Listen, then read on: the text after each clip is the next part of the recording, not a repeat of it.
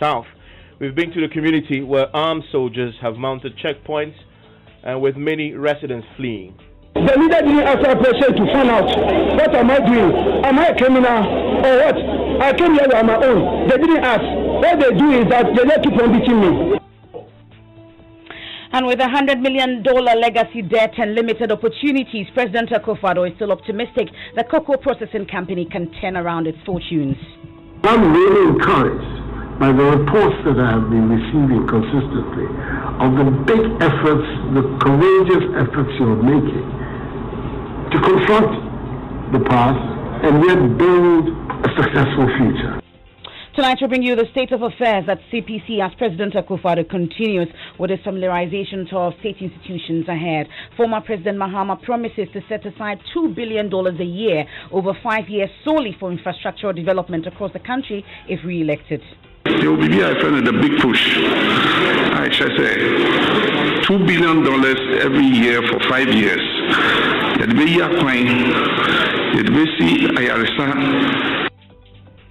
Meanwhile, Otunfo say to the second cautions NDC against a campaign of violence.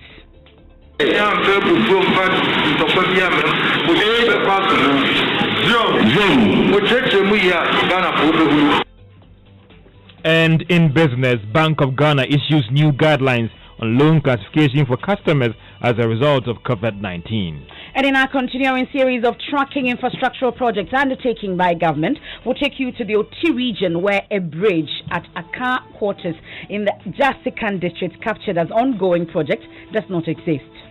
If the DCA had cut short in October 2019 and it is said that some work is ongoing, it is not true. We'll tell you more in later tonight's news segment of PM Express Manifesto Tracker comes off on the Joy News channel with the creative arts sector in focus. That and more here on Newsnight. Please join us with your thoughts and comments. It's via WhatsApp on 0244-340-437. You're also watching live on Facebook. You can leave your comments there. I am Emefa Apawu. And my name is Mensah.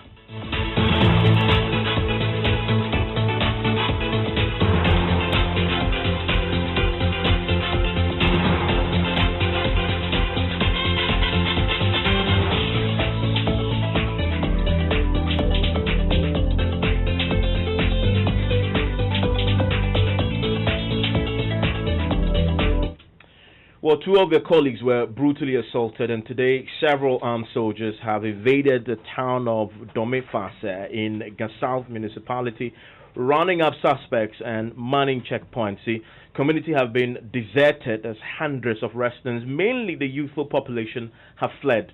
2 military men were wounded, while 2 civilians sustained gunshot wounds in a fight over land in the area. The soldiers were allegedly deployed to the area to protect a parcel of land.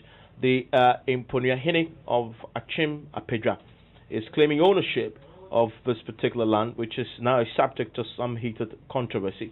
Now listen to one of the soldiers who was brutalized and has been recounting his ordeal. He admitted he was not on an official duty when he went onto this contested land. Part of our work is that you give warning shots. When they stop, then the leader and our leader will sit down and talk. But this one didn't happen like that. They came to us, come and attack us, say that we came here voluntarily. We didn't come here by assignment. We are no soldiers. Master, as I'm telling you, I'm a soldier. I'm a soldier. I can show you my ID card. Your name and your command. I'm a Serado Clement. I'm in headquarters because I'm not doing criminal work. What I'm doing is illegal work. So you can send me to wherever you want to send me, you can send me.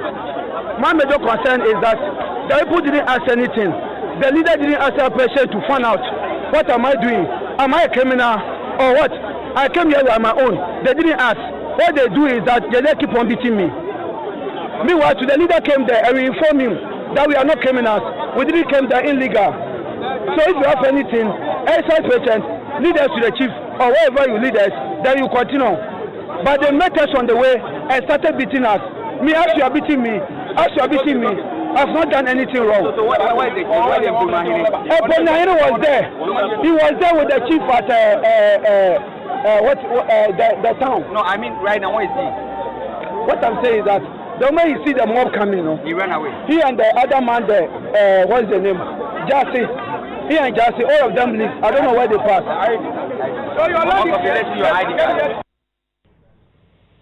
My colleague Roland Walker spent his day in the community a day after the incident. This is what he found. Takes a lot of guts for you to be around, and if you go through the various sections of where we're located in the community, you would also find that it's only one or two other residents who have been able to gather the courage to just move around their places of abode, but it's just the normal women and then children, as you would find. It looks like, as it is, it's only children and women that we can find. So the whole place is deserted. But we've been told by an individual that we met earlier on the road, not in the community but close to the community, who had said that all the young men of the community have left. Well, Roland joins me on the telephone line right now. Roland, let's talk a bit about the military presence on the ground. You counted more than a dozen of them. Yes, definitely. And initially when I went, they numbered around 20. And visibly, I could also see their vehicles all dotted along the main stretch of the FASA community. And by the time that they had masked up, and then we had also gone into the community, they numbered about 50. And about 10 minutes time, many of them had been redeployed into other communities like Obom and others. And possibly to go look for would-be suspects or young men or members of the community they still thought or think were part of what may have transpired 24 hours ago. And in terms of what transpired 24 hours ago, you've been speaking to the residents. Have they been providing further clarity on this? Well, I have to again clarify that they seem to be petrified because of good reason, but many of them also would not let go of any sort of information. The few who did, though, Evans, they did indicate that it looks like this tango or dispute over land has been long-standing. You would say that about 300 or 400 meters away from the FASA community is the main spot or the acreage of land that is under dispute.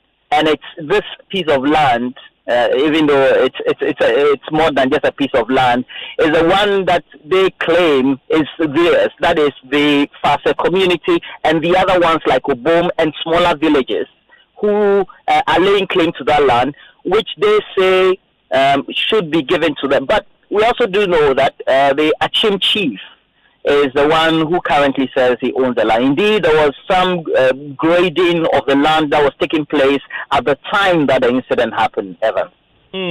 I mean, I'm interested in today. You also found that the military men were just not in the town. They were actively searching, but there were some, call it checkpoints also, that they had mounted. In fact, including you, asking you where you were going in a town. Exactly.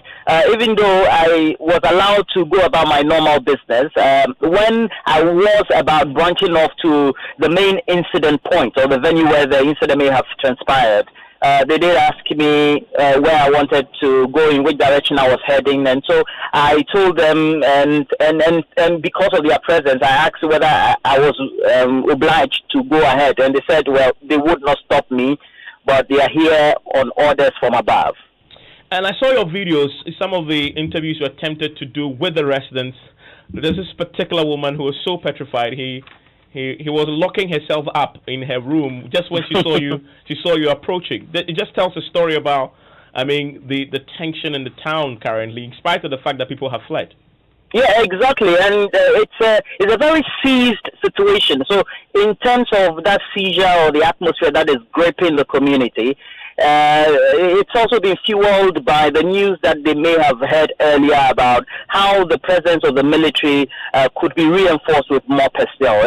And there was a particular mention of the situation of the late John Mahama, you know, that incident site at Dencho Boase. And so I believe that as a memory in their mind, they decided also to be fleeing. And so the few who remain in the community, many of them children and women, really had that sort of trepidation or that fear. And so definitely, indeed, when we were approaching that woman, she initially hesitated before speaking to us, so she quickly had to make an entry into her room, and then I had to not forcibly, but also make the attempt, because I was alive at the time, to try to get her to speak, and she did speak to me, and she expressed a fear.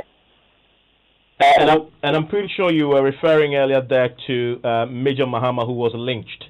A couple of years back.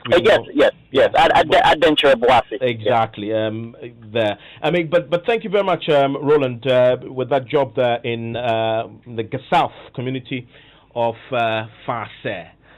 But there's more on this that we are learning tonight, Emefa. Well, our Doom FM reporter has been to the Obum Health Center. We are told that 26 health workers were tortured in the process when the military were looking for the arms that were taken from two of their colleagues. He's been interacting with the administrator of the facility, Adam Adramani, and he's asking the military to temper justice with mercy, and that they are working and they're living in fear as we speak. But thankfully, he joins us on the line with some brief comments on what he found when he went to the Obum Health Facility. Seth Kofi, thank you very much for your time here on Newsnight. So tell us briefly what you found when you went to the Obum Health Center.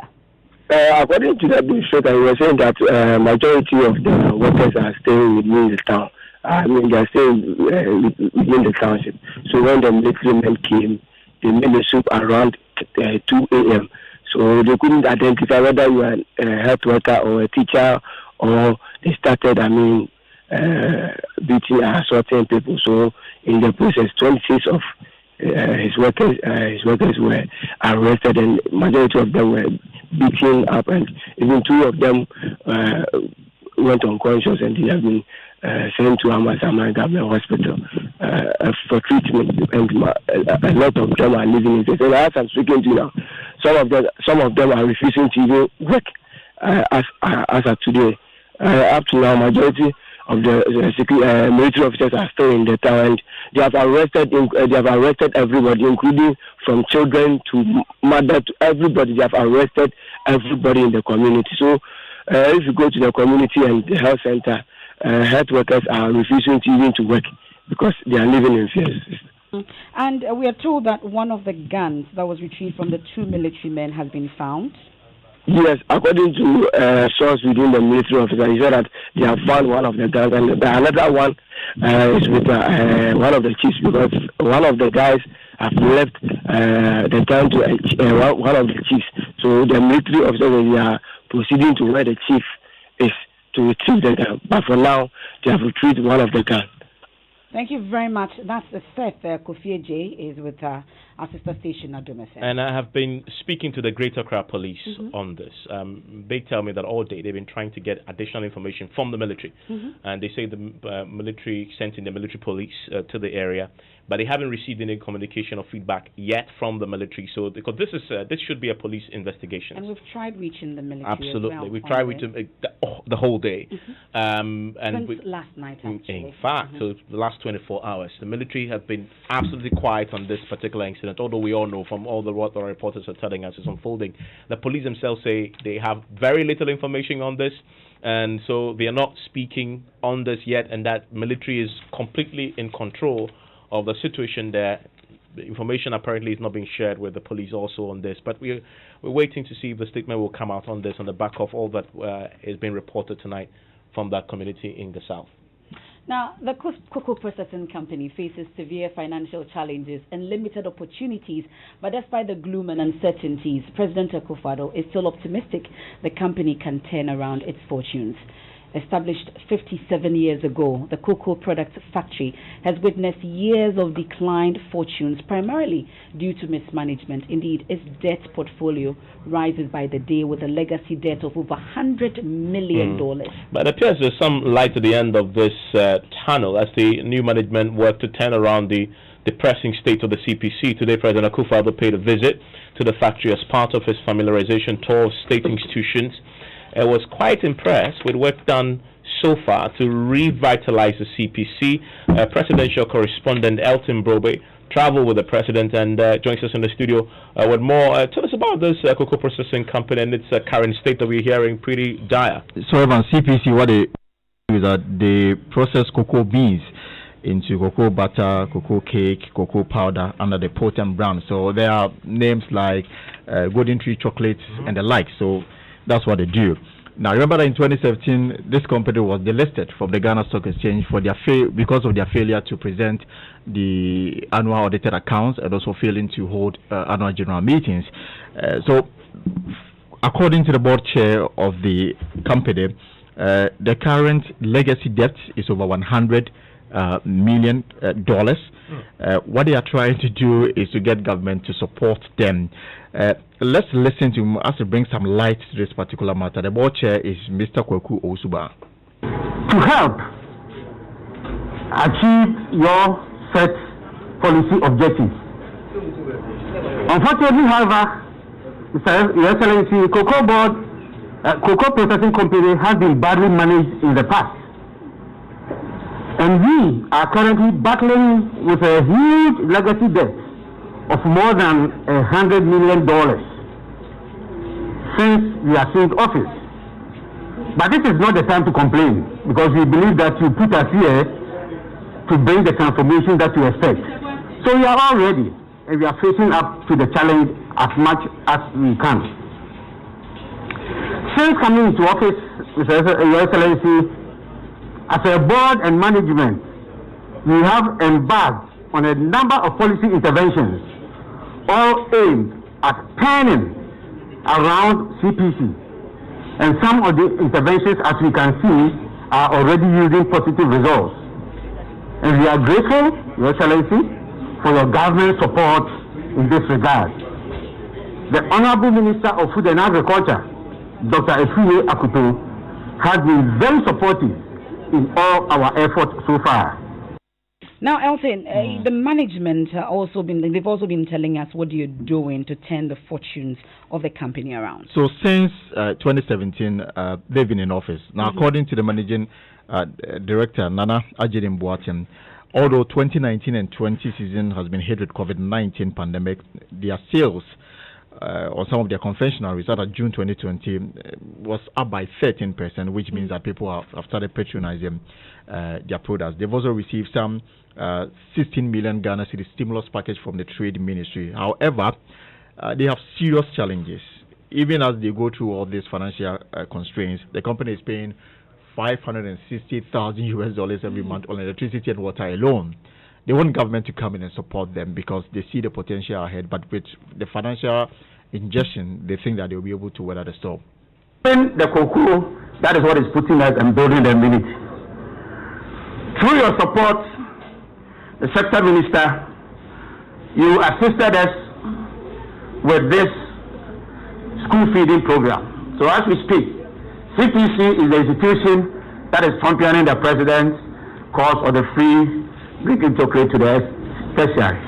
By this of the 568 schools, we benefited from a $3 million stimulus package where we want to increase the capacity, because we have looked in ahead at that when even the children exist, still they will have the taste for it. So when we go outside, Your Excellency, we'll show you that building where we are doing. Again, we've invested in new wrapping machines and also added value on our packaging. Here also, we want to take pride of the AFTA, which is coming in, of a market of $1.3 trillion and a 1.2 billion population. So having heard the lamentations of the management and then of course the board, what did the president say? So for him, he was happy. They are rather looking into the future with hope rather than complaining. And that this tours that he started yesterday with the Bank of Ghana, Ghana Stock Exchange and now CPC, and going into tomorrow other sectors of the economy, is to look at how best Ghana can position itself beyond COVID-19, and CPC is identified as one of the key players of the economy that government want to revitalize. Let's listen to President Kufuor. He says they will support the company to rewrite some of the wrongs. So to have this company whose aim it is to add value to our raw or to our cocoa industry makes you a very, very strategic company in our economic landscape. Unfortunately, like much as what has happened in post-independent Ghana, the company was not well managed. And therefore, by the time the present leadership of the company, came to take over the reins of affairs, you have some really, really formidable challenges. The most formidable of which, of course, is the indebtedness. $100 million+ indebtedness is not a small matter of money for any company, no matter its size. But I'm really encouraged by the reports that I have been receiving consistently of the big efforts, the courageous efforts you're making to confront the past and yet build a successful future. So in deciding the companies that are so worth visiting in the post-COVID period, you came naturally on the radar as a very, very significant player that I had to. I want to congratulate you for the spirit which I have received in the presentations of both the chairman and of the managing director about how you have gone about trying to get out of the abyss in which you found yourself in 2017 and then build a successful and viable future. So that was President Akufo-Addo after listening to the lamentations and the message of hope from the management of CPC. So we're heading to the voter region tomorrow. According to the program that we have, he will be cutting the sword for some water projects in some parts of the region. Thank you very much, Presidential Affairs Correspondent Elton Brobe.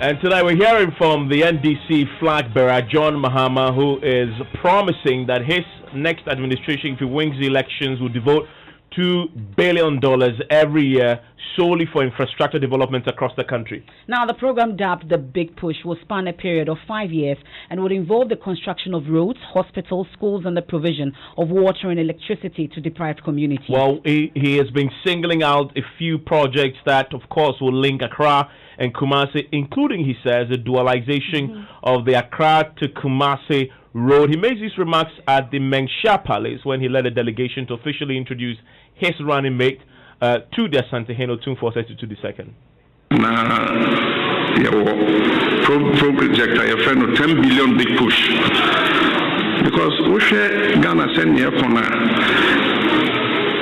Impuntu no yayano kakaka, but the room will be say ubenya economic transformation and economic acceleration. I was say upeja infrastructure no ekodru tempensubi.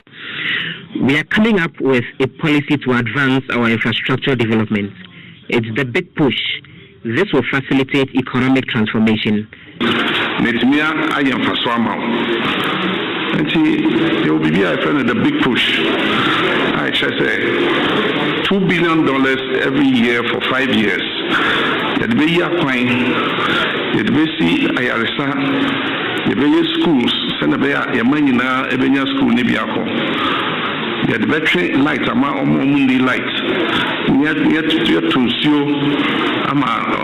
Obio Nibi. Agricultural equipment, yet send a bear, they can process their goods. We will commit $2 billion for a 5-year period.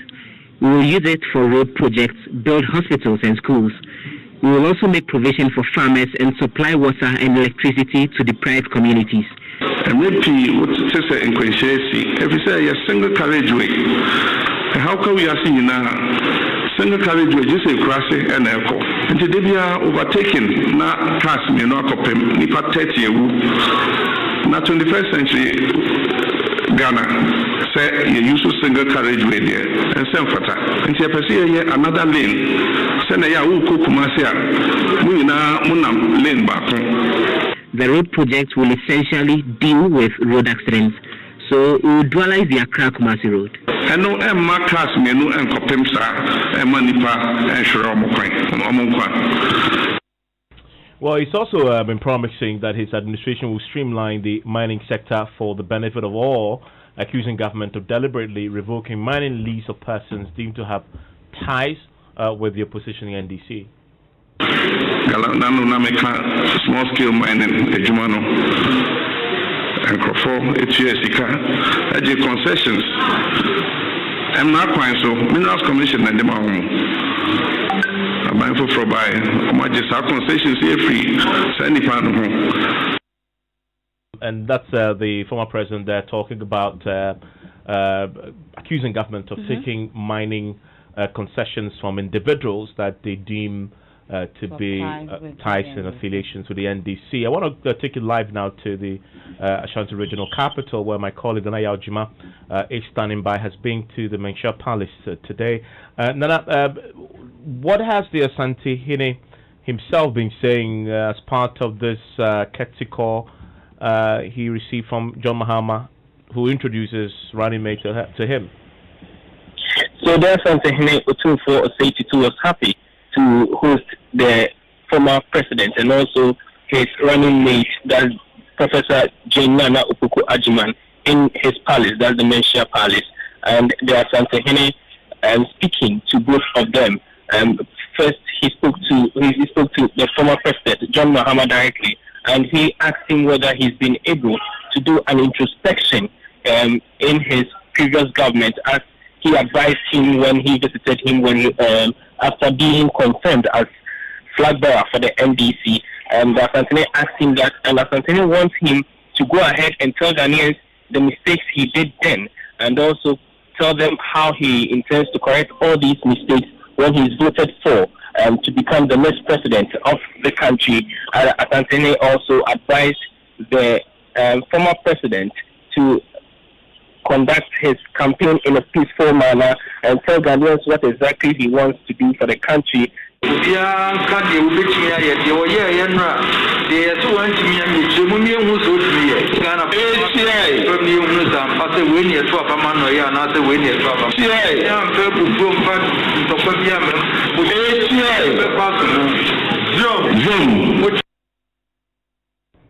That's the Asante Hene Otunfo State. Well, let's talk about the NDC's running mate, the reason why this whole event happened today. What did she say?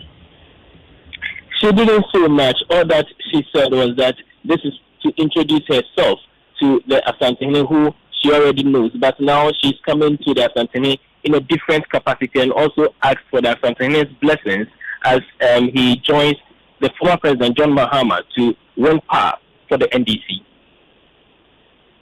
Na adesre di bi na medenam kame besre na nansam insura me besre no afutu ma ba besre no asachire if say menim say anamo eda menim no bia na metu anamo bi da no we de e wo se de tie ne hia na na sonko ne hia na wahwemechi ne hia na wahwemenim me na no wahwe me nchemu nyina na mekwe na nano adandana me na eho abamfaso amoma na nsoso nchenu ne adesrede kese a enunti a mababedru ha anope na sadia mira aka no ejuma ewuda yenim ne de o mse ejuma kese de na nsoso sebe ti ba ko nkwa. So that is the running mate that to John Dramani Mahama, asking the Otunfo for guidance, prayers, talking about how, of course, wisdom is not in one man's head. I'm just doing my your chief. Yeah, it's fantastic. Yes. Well, that's it, of course, for the campaign issues. As far as the campaigning is concerned, John Mahama is in the Ashanti region. Of course, the president himself has been visiting a few state institutions. Tomorrow he's in the Volta region. More here on your election headquarters. Still ahead in our continuing series of tracking infrastructure projects undertaken by governments. We take you to Uti, where a bridge at Aka Quarters in the Jasikan district captured as ongoing project does not exist. If the DCE had cut short in October 2019 and it is said that some work is ongoing, it is not true. We'll tell you more. And this evening, the new segment of PM Express Manifesto Tracker comes off on the Joy News channel at 9 p.m. with the creative arts sector in focus. You want to stay for that. It's time now for business. George Wiafe is here with the latest. Emefa, coming up, the Bank of Ghana has issued new guidelines on loan classification for customers as a result of COVID-19 and how that is impacting on credit to businesses.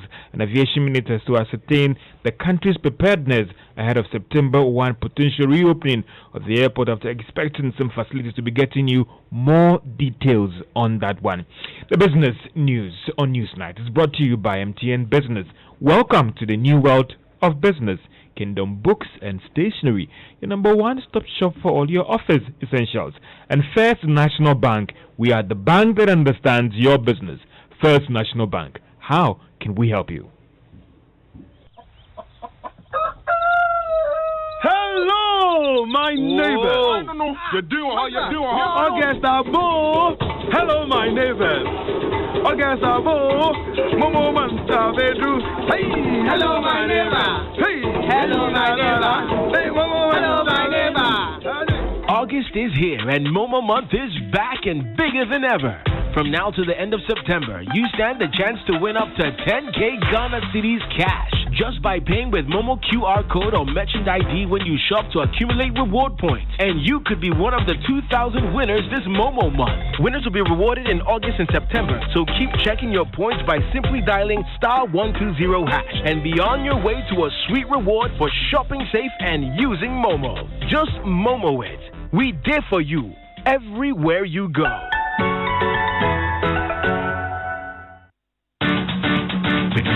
We give you nothing but the best, we stay above the rest. More quality, more affordability. Kingdom Books and Stationery. Everybody's going to the one and only shop where customer satisfaction is a guarantee. Kingdom Books and Stationery. Oh yes, with our 30 days credit facility with no interest charge, free delivery services, and our free consultation on setting up your office, Kingdom Books and Stationery is unmatched in our delivery of quality and affordable office essentials, equipment, and furniture. Experience world-class customer service in all our branches in Accra, Tema, Kumasi, Cape Coast, and Takoradi. Call us on 0302-764-101 or visit our website at www.kingdomgh.com. Kingdom Books and Stationery, your number one-stop shop for all office essentials and stationery. Terms and conditions apply. If I put a TCL Android TV on the wall here, I'll put a water dispenser in the bedroom. The AC will be on this wall while the fridge goes to the kitchen. Hey, you there. TCL is giving a whopping 50% discount on their TVs, washing machines, fridges, and air conditioners. Hey, from 30% to 50% discount. What? Oh yeah, a cool 50% discount whenever you buy from TCL this coming Friday. You can also get a free installation of any TCL air condition you buy. Che, Masa, this Friday, I am storming the TCL showroom. One TV go there in my bedroom, another one in my hall. Even my bathroom staff, TV go there. Where? TV na for Sano. 50% discount. The TCL Fala Friday. Visit any TCL branch this coming Friday or order online at www.tclghana.com or call 0202-698-398 or 0546-257-983. TCL, the creative life. Puma Drinks, ready to add flavor to your life? Puma Drinks, bursting with so many flavors, you just can't have enough. Welcome back to Business on Newsnight. Now, the Bank of Ghana has issued new guidelines on loan classifications for customers and credit reference bureaus. The move has become necessary following Commercial Bank decision to review terms, conditions, and time for loan repayment as a result of the COVID-19. Now, some of the commercial banks had argued that delays on actually working out this actual challenge was going to affect their ability to give fresh loans. Second Deputy Governor of the Bank of Ghana, Mensah Emefa Apawu, has been giving details of these new measures at the Garia webinar on Corporate Insolvency and Restructuring Act. What is more, banks have also been able to extend new loans altogether to their customers that operate in industries that have been at the forefront of fighting the pandemic, in particular the pharmaceutical industry. Mr. Chairman and distinguished members of Garia and ladies and gentlemen, the Bank of Ghana has also recently issued guidance to banks and SDIs on the accounting treatment of loan restructuring, classifications, and provisionings, as well as all the expected credit losses from the customer's inability to pay loans. And we have also provided guidance on how we will assess, from a prudential standpoint, we will assess all of the restructuring that they are affording to their customers. We have also issued guidance to the credit bureaus on how to report on customer loans that were not going to be able to be serviced as a result of COVID, but that have been restructured. So these are efforts that we have put in place to ensure that the banks and SDIs are able to support their customers throughout this pandemic so that we don't see too many customers go under. Madam Mensah Emefa Apawu is the second Deputy Governor of the Bank of Ghana. Minister for Aviation Joseph Kofiada says that AFET will take a decision on the reopening of the country's airport from September 1 after an inspection of facilities that is tomorrow. President Akufo-Addo, in a recent address to the country, disclosed that the airports are likely to be open for international travels from September 1 based on the report from the regulators of the aviation space and the health sectors. But speaking to Joy Business, Mr. Addo said that the inspection will comprise of testing the airport's equipment as well as the lay-down plan to ensure that they can adhere to all the international protocols from next month. We will claim our part and transform the aviation sector in Ghana. We have plans for that. We'll call you back in due course to share those visions with you for you to see exactly what we're trying to do. Honorable, September 1 is fast approaching. How far with the process? We are working quite hard. The Ghana Airport Company is working with the service providers who are going to help us with the testing and the implementation of the protocols. The Ghana Health Service through the Port Health are also working with us. They are busy putting all the finishing touches together. We invite you tomorrow to come and join us to have a walkthrough of the preparations that we are undertaking to see if we can really start operating again 1st September. I think we've done quite a good job. We may not be quite there. We are going to test the system and make sure it's right before we open. Aviation Minister Joseph Kofiada spoke to Joy Business after touring some 3 major ongoing projects being carried out to support the present vision of making the country a hub for aviation in the sub-region. The Chamber of Telecoms Technology actually is moving fast to ensure that activities of fraudsters are not eaten into their space. To this end, the Chamber is asking its members to desist from providing digital payment services via mobile or other electronic payment channels to any business or entity or individual providing actually questionable commerce platforms. Now, directive is becoming necessary come at a time that the Bank of Ghana has reviewed a report that showed of high fraud in the financial sector. Deridin Dazi, Chief Executive of the Ghana Telecoms Chamber. To offer enabling services that would bolster the work of these questionable service provided on the other side. And we admonish them to ensure that they go through all the requisite compliance frameworks, all the regulatory requirements, every due diligence before they render any service to a potential digital service provider on the other side. And this is very, very critical because we want to safeguard the ecosystem. We want to build a lot more trust in the digital ecosystem. We want to ensure that everybody who plays in the digital ecosystem has the requisite qualification and has the right intent, when he's playing. We want to ensure that business models do not negatively impact the confidence of Ghanaians in the ecosystem. Deredin Dazi is the Chief Executive of the Ghana Chamber of Technology. Now, International Finance Corporation, member of the World Bank Group, today announced a loan scheme that is through Societe Generale to support the bank's reach and provision of services to thousands of small businesses in the country. The $50 million facility will support the bank in expanding its provision of loans up to 5 years to Ghanaians in the private sector, as well as enterprises in the country. Now, this should go a long way to help the bank support the activities of small and medium-sized enterprises in the country. And that's all for Business on Newsnight. Back to Evans and Emefa. Thank you very much, George. And you know something big is happening tonight on the Joy News channel. Watch. I can't wait for the bit on the economy and. Oh yeah, you know we're gonna hold it.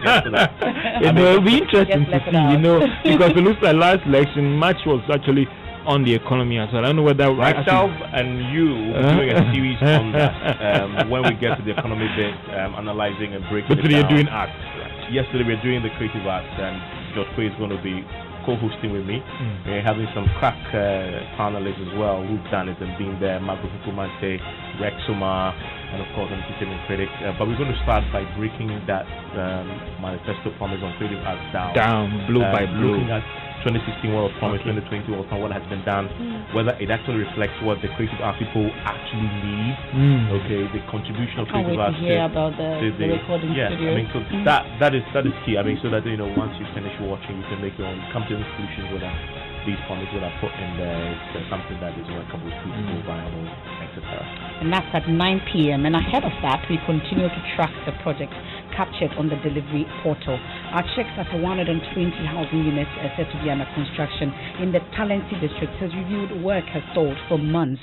Residents say shortly after Vice President Dr. Mahmoud Bawumia's town hall address on government infrastructure projects, the contractors came to site to clear portions of the land after months of not showing up. Correspondent Albert Story has more in the following report. During Vice President Dr. Mahmoud Bawumia's address on the delivery tracker, he said that 120 housing units are being constructed in the Upper East region. Now, that particular project is also listed on the delivery tracker as an ongoing project. This morning, I'm here at the project site at Pusinamongo, where the project is said to be ongoing.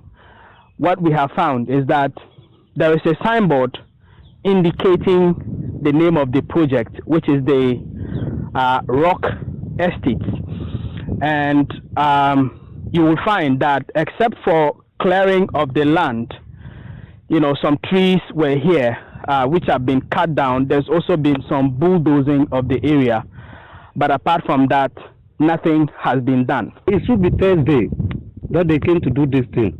Thursday last week? Yeah, Thursday last week that they came to do these things. We were the first who cut these firewoods. Apart from that, it was Monday that they promised us that they will come back. So I was here when the driver parked this machine. So the machine was on place. The bulldozer by the side of the road. He came and then parked it, but he did not move it to this land. So apart from that day, it was yesterday when it rains. So up to date that I'm here, I did not see any person. Before last Thursday, was anybody here to do anything whatsoever? No, I haven't seen any person here. In fact, in November, when the president was here to cut sod for the Pwalugu multipurpose dam, was the first time this project was also mentioned. In fact, it was on the same day that they cut the sod for this project. But as you have heard, and based on what I have seen, nothing has been done here until last Thursday, when the bulldozing, to clear the land actually took place. Well, so that's Albert. Sorry, our reporters are on the ground. They've been checking on that. We'll bring you more from the Oti region. We'll also head to Chibriwa in the Bole district. We'll also give you details on projects that have been captured in the delivery tracker. And like we said, tonight on the PM Express is the manifesto tracker, and we're focusing on the creative arts sector. And Evans Mensah, together with George Quay, will be hosting Rex Soma, will be hosting Marco Krekumante, and an entertainment critic, Arnold. Yes. And today will be, dissecting the manifesto when it comes to creative arts. Now, the coordinator of the National School Feeding Program has cautioned against the politicization of the free hot meal a day being currently distributed to final year junior high students and teachers. You remember this child from Tamale Metropolis? And you see, the branding of it, you shouldn't. So that's the child talking about why the food that was being given them is branded. But how about these ones from the Saboba DA Junior High School? Because of what they told us, since yesterday up to now, we have been coming with our eating. And now there are no food sellers around. So when it gets to the middle part of the learning, we don't concentrate because our stomachs are crying for food. Try and give us the food. Since from yesterday, we heard that they'll be providing food for us. But since from yesterday to now, we didn't see anything like that. Because of that, if we are going to school, we will not eat. Or some of us were orphans because some of us cannot provide it by our own. So, Evans, these are children from the Saboba DA Junior High School yesterday telling us about the delays. They haven't received the food the second day. So we've been checking. The District Chief Executive for the area, Bingrini George, has been explaining the delays in an interview with the correspondent Martina Bugri. But Martina joins us on the line. Martina, before we bring that sound from Bingrini George, let's bring in Martina Bugri, and she's been speaking to the DC for the area. So what's the explanation he's been giving you? He said that they needed to get some data from the regional office, and that's what delayed the process. But he says today they will begin distribution of food to the schools. Now, he said that they had two menus. They had yam and then they had rice. I did my checks this afternoon, and amazingly, the school that we interviewed, they didn't get food, even though some other schools had some food. But that particular school, Saboba DA Primary School, the junior high school, they didn't get food. It's interesting that they that raised the issues, other schools in the Saboba area got the food, but they did not. But you've also been checking on the branding issue in the Tamale Metropolis. You know, yesterday the students were complaining about the politicization of the distribution of the food. What did your checks reveal today? The food came in neatly packed in a takeaway container. This time, no branding. It was kenke and sauce and fish. The few I spoke to, the food came when they were almost closed for the day, and so I met most of them going home with their package. I asked them, and they were impressed about the delivery today. That's correspondent Martina Bugri. We can now hear from the coordinator of the National School Feeding Program, Dr. Gertrude Kwashiga. Herself, she's been touring some of the schools in the Volta region. Now she's assuring that her outfit will ensure that no meal is branded in political colors. Yeah, that's what we're doing. We're really enforcing because we put a structure. And the structure is to make sure that they use what we have told them. And as you can see, this time around, there's a lot of stuff in season. And also, we have taught them how to use the soya and the soya chunks and the soya powder when necessary to actually enhance the food quality. So they know it. But we took them through all the trainings of hands-on and nutritional and innovative training that we give to them across the country. And the women are aware as to what to do at each time. The regional coordinators are also there to assist them, as well as their zonal coordinators in the various districts. So all these exercises are going on perfectly. Well, one issue that came up also during our checks yesterday, we've also seen videos that have gone viral of these children being asked to say 4 more for Nana before they are handed the food, and then also the food packs being branded in MPP colors and that of parliamentary aspirants and all. Is it that you're working with these candidates? What exactly is the issue? Actually, it came to our notice, and then we are working on that seriously. We are addressing it. We are working on it. It's not going to happen again. But how did it happen in the first place? Is it that you're working with these we cannot be everywhere. You know, we are handling the 16 regions of Ghana and the 264 districts, you see. And we cannot be everywhere. For example, I'm in the Volta region right now, and I'm overseeing to 16 districts across the whole Volta region. We cannot be everywhere. We have people who are manning the other areas.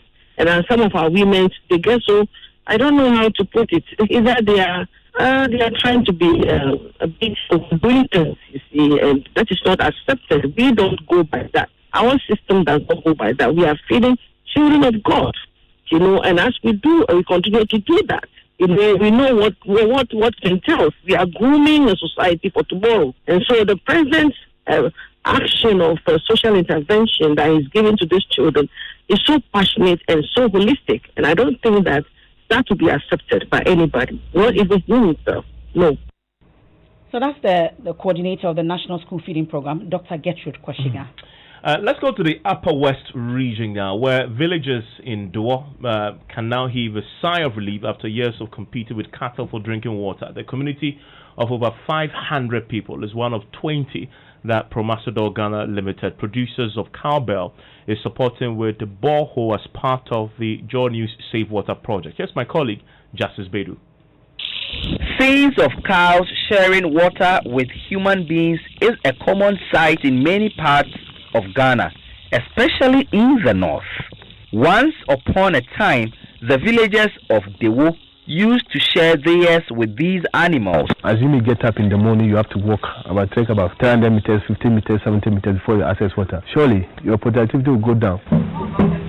Ma Duru has 8 children she is responsible for.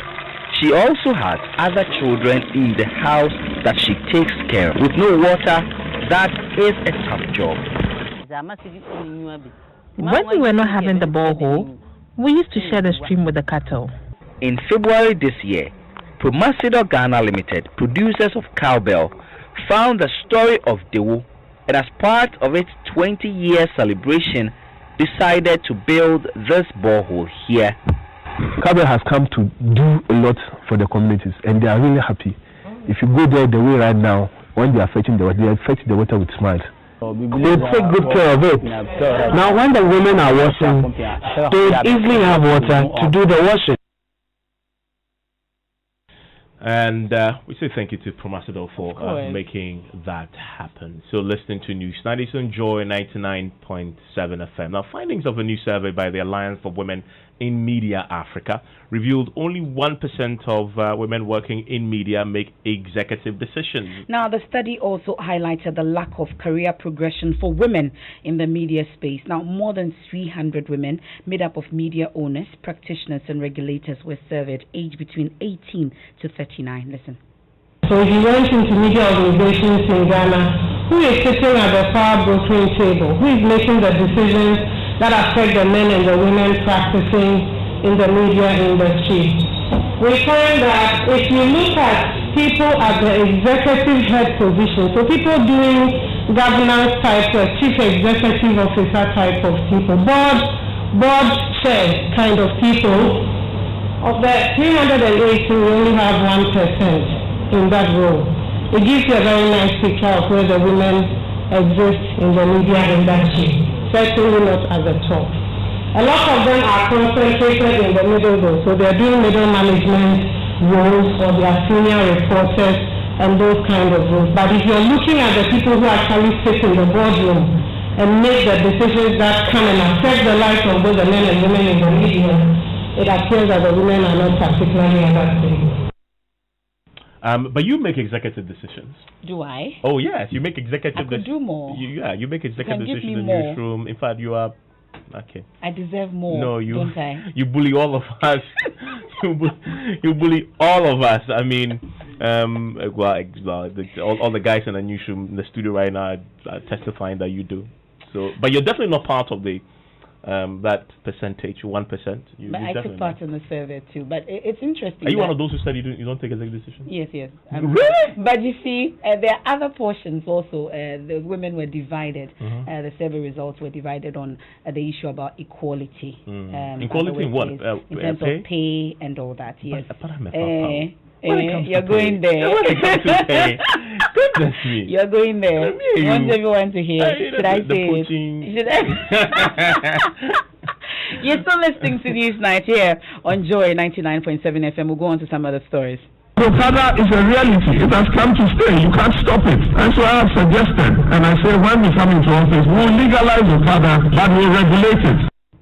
Well, voice of former President John Mahama from his tour in the Volta region some 5 days ago. The proposed policy has headlined road safety discussions for the last few days, with some mixed reactions from the general public. Well, speaking at a media engagement on the Arrive Alive campaign originally started by Joy News, the National Road Safety Authority says Ghanaians can better decide if the former president comes clear with details on how he plans to do so. So the Director for Programs and Planning at the National Road Safety Authority, Engineer David Osafo-Adonting, has called on the media to push further such questions for Ghanaians to make informed decisions.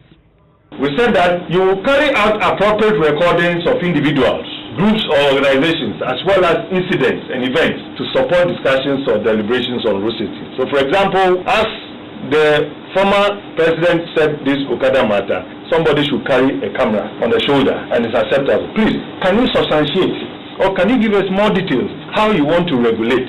Because all he said was that we'll legalize and regulate. But as to how we'll regulate, nobody knows. But I think that we should further take our cameras and our microphones there and say, how do you intend regulating? And I've seen something running on social media that, oh, we'll wear them uniforms, they will put on their helmet, we'll ask them to go for training, we'll ask them to do this. Then the individual Ghanaian will say, it makes a lot of sense.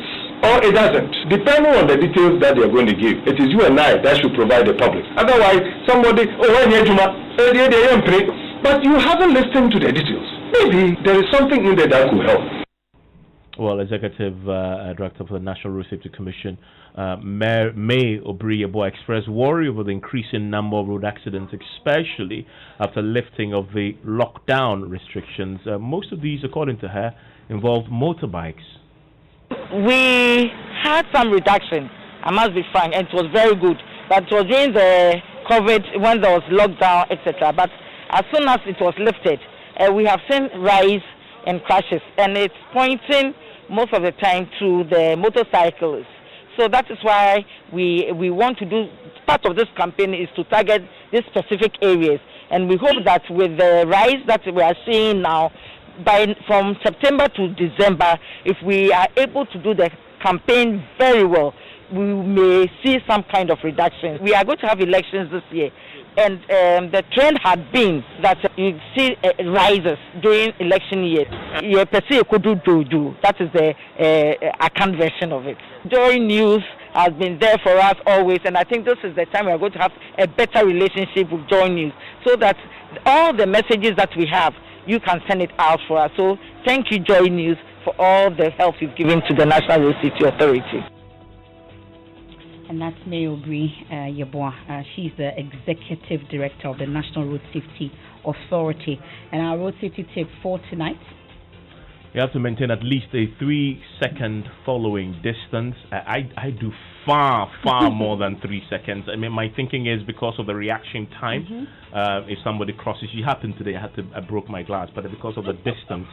And you had to change it. Yeah, I had to go and change my glass. You needed it after the my super spectacles. glue. Yes, I mean, because of the distance, it's saying I didn't hit anything. I just broke my glass. I mean, so yeah, that is good advice. The distance should be increased at night, in foggy or rainy conditions, and when the road is wet. Avoid driving on the blind spot of other vehicles, and that's how #you arrive alive. Arrive Alive is brought to you by Toyota Ghana and Bedrock Insurance. And that's it for tonight's edition of A News Night. And I've seen your Facebook memory with Bangali in the booth. Oh, You so stand by that. Yes. It's time for Strong and Sassy. Enimwa Enimado is back. Hi, Emefa. Oh my God, we're talking about transparency, but we're also talking about stalking, snooping, CIA tactics, BNI tactics. All the things that, yes, women do to their husbands. There are all these apps, I understand, that you could put on your partner's phone. On your partner's phone, yeah. We're not coming to reveal trade secrets. Let me just say that from now, so we are not about to reveal the trade secrets, but we want to talk about the whys. Why do women do that sometimes? Why do we snoop? Why do we stalk? Why do we investigate your friends? It's not all of that. No, I'm talking about women in general. Yes. Hey, I'm thou protested too much. 99, if you do 99% of women, like you get 1% of men doing it. Well, yeah. So that's what we're talking about. Suspicious. I guess that's my. Wouldn't you say because men are just generally untrustworthy? No, it's just the other way around. Men are insecure. insecure. Oh, really? Very, no, very but if you are rather insecure, that's why you're looking to see things on my phone. Okay, so I'll leave the show for the two of you. Anyone, please take your show. Get out of here. But thank you so much. That was Mensah and Emefa Apawu with Newsnight. Good evening and welcome. This is Strong